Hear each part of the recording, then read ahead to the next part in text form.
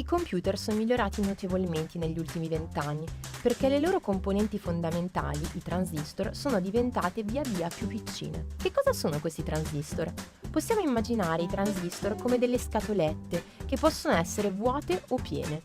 Tutto ciò che si fa con un computer può essere tradotto in una sequenza di scatolette vuote e piene, cioè una sequenza di 0 e 1. Purtroppo a breve raggiungeremo un limite. Non possiamo costruire transistor più piccoli di un atomo. Che fare quindi?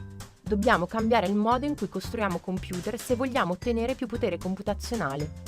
Un possibile approccio è costituito dai computer quantistici.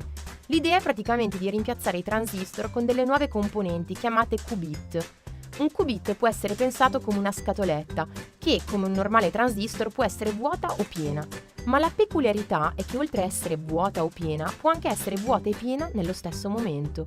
O meglio, in fisica diciamo che può essere in una sovrapposizione di stato quantistica, che è la somma di scatoletta vuota e scatoletta piena. Costruire un portatile con 1 miliardo di transistor è facile oggigiorno.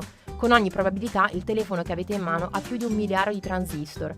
Ma costruire un computer quantistico con una decina o più di qubit è un'impresa non da poco. Questa è un'immagine di un computer quantistico di Rigetti Computing. Sì, lo so, non assomiglia molto al vostro laptop e per farlo funzionare bisogna raffreddarlo in un frigorifero a meno 273 gradi.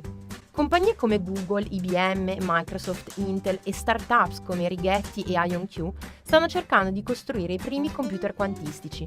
Al momento queste macchine hanno solo da 150 qubit e possono risolvere cose molto semplici.